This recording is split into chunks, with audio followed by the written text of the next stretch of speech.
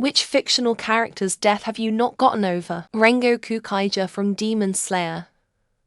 Akaza did him so dirty. At first we see him as the super generic anime protag, strong, vibrant yet simple personality, likes food, the works. But then that fight. Somehow, with little more than a couple heroic phrases, his character is fleshed out only for his life to be snuffed out. It was almost bittersweet how he was at least going to get the kill and cap off his legacy, but no. Akaza runs away. And since he's a demon, all wounds are forgotten. His efforts are mounting to nothing before Tanjiro reminds us he was protecting people. Stabs me in the heart, man. Not in terms of grieving because I've gotten over most of those already, but in terms of disappointment. Quicksilver in the MCU. He had a lot of potential and they just threw it all away. Then everyone collectively forgot he existed. Even his own sister didn't even remember him until WandaVision. Worst of all, he was introduced and then killed. So we never even really had time for the death to be emotionally resonant. It was literally just shock value. Oh, you thought Hawkeye is going to die? Surprise.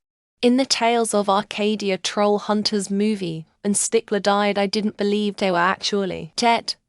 It was done so abruptly, and they died for zero reason. This was an important character who I grew attached to, and they were just killed off for nothing. The way they died wasn't even that meaningful. I kept waiting for them to come back to life because it didn't feel real that they were dead, since it wasn't emotional.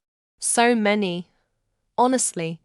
But for the one that stuck with me the longest and hit me the hardest, Kikyo from Inuyasha, hit me so hard I literally had to put the series down for a while before I could handle watching it again. And that string version of Dearest has not failed to elicit ugly sobbing from me to this day. That was back in 2011. It's been 13 years and I'm still not okay about her death.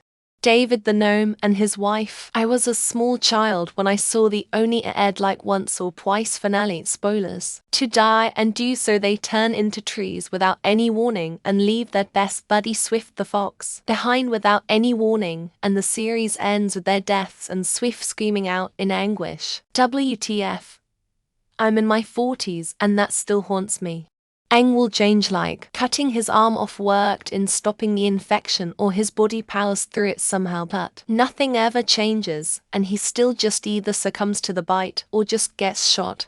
King Arthur in the BBC Merlin series. He survived hundreds of near deaths, is figuring out how he'll lead Camelot better than his father, is coming to terms with magic, and then gets taken out by little punk Mordred, and then poor Merlin is left waiting forever for him to return. 10 years later, and I still haven't rewatched that finale.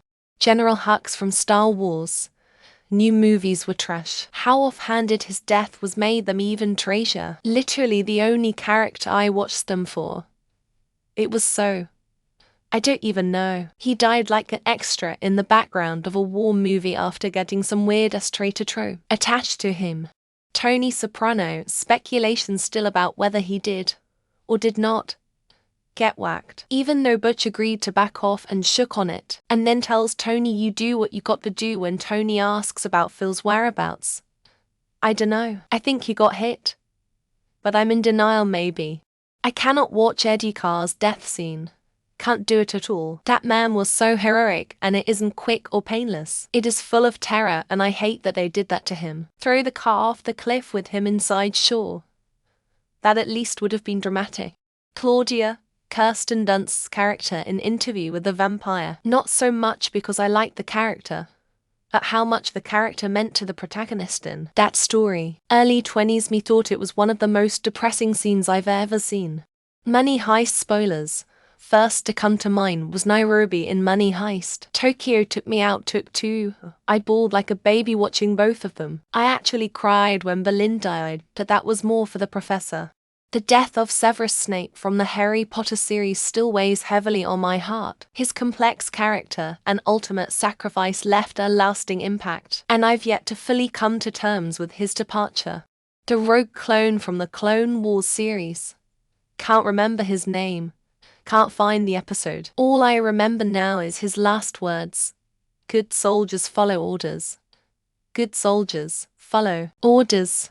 Severus, Sirius, Dumbledore, Darby, Oberyn, Hoda, Missandei, the Hound, Artax, Charlie the dog, John Coffey, Stefan, Klaus and Elijah, Boromir, Thorin, Killy, Commodore Norrington, Darth Vader, Morden Solus. As soon as I realized it was going to happen, I almost stopped playing, along with Legion. Those deaths rocked me. He was the very model of a scientist Solarian. To add another one, Carl Grimes. It was like they were planting the seeds for Morgan to die, anew. They had to kill my beau Carl off in the most mundane way. Ironically, both from The Walking Dead. Glenn from The Walking Dead show and Lee from The Walking Dead game. Those hits so damn hard. I was bawling like a baby. Oh, the Billy Bumbler from the Dark Tower books by Stephen King. That one hurt more than the human characters dying off. For some reason, it was pretty brutal. Baymax in Big Hero 6. The way his chip came floating back in the hand. I was 13 when this came out. It's been almost 10 years and I'm still not okay. When I was a kid, I couldn't get over the death of Billy in Scream. He kept getting back up, so I figured he'd just do it again. Mess me up for life. Luke Skywalker. I'm still in denial that the last 2 movies were made. Thinking about them is like watching my childhood pet die over and over again. Trinity, I can't go with you. Neo, I've gone as far as I can. If you told 2014 me that someday I'd cry over the death of Sportsmaster from DC Comics, I'd have called you 10 kinds of idiot. And yet, John Marston, dude went through hell to get his family back, only to be slaughtered by the government that sent him through said hell. Otto Anderson, Tom Hanks' character in A Man Called Otto. Simple movie. Having just lost my dad, it was and still is heartbreaking. Henry Christian Fraser. Outlander went from being one of my favorite series to never being able to pick up one of the books again. Frank Gallagher from Shameless. In no way man survived countless years on the streets of Chicago, and COVID took his ass. Arthur Morgan. Cried like a baby, me. Just want him back. Want him old and grey redemptioning like crazy helping folks. OP.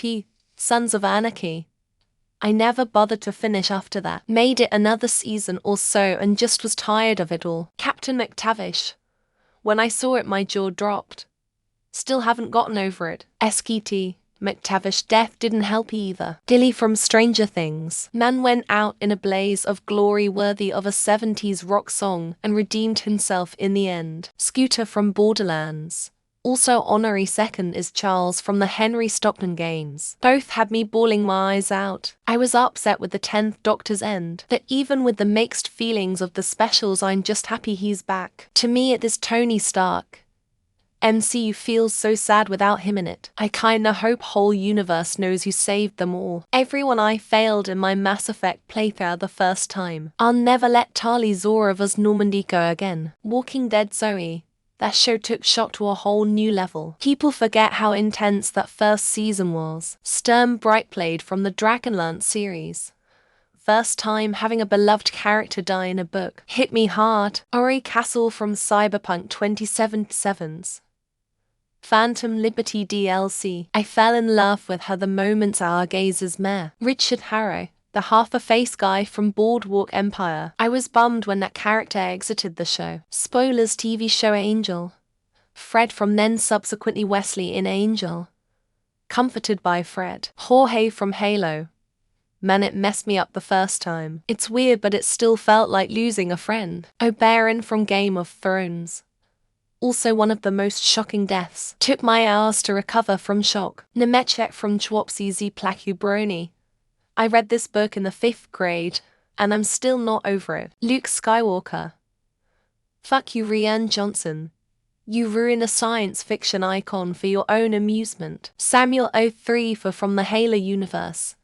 Shit sticks with me as much as it does Master Chief. Raina. Temple of the Winds. Terry Goodkind. It was the giggle that killed a part of me. Koro Sensei from Assassination Classroom. I still cry at the end, every time I rewatch. Egwene Alvear, Varen Mathwin, Eddie Dean, and the fool from Realm of the Elderling. Mace Windu from Star Wars. I don't know why, but he kinda was one of my favorites. Manchi, from Chaos Walking.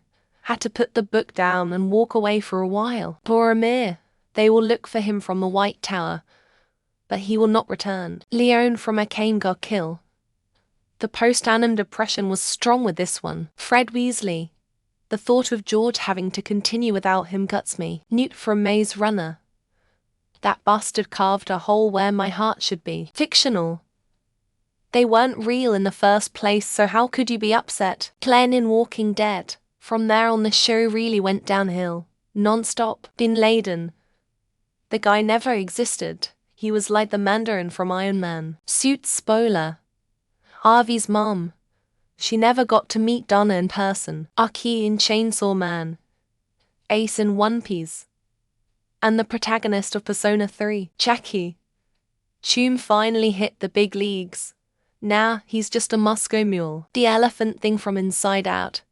Take her to the moon for me. Rita on Dexter. I couldn't watch the show anymore after that. Optimus Prime. I've been nursing that wound for nearly 40 years. Darby and Sirius from HP. Izzy Hand's flag means death. JT from Degrassi. Drake couldn't even save the show after that. Ned Stark. Game of Thrones. Sean Bean can't catch a break. Matthew Cuthbert. He reminds me of one of my grandfathers. This whole thing is full of spoilers. You should flag it. Nina Tucker along with the Dork, and Mace Hughes from FMA. James Norrington from POTC. Sirius Black, HP, Boromir. Jin from Hotruby no more EIDK if I spelled it right. Henry Blake, who was shot down over the Sea of Japan.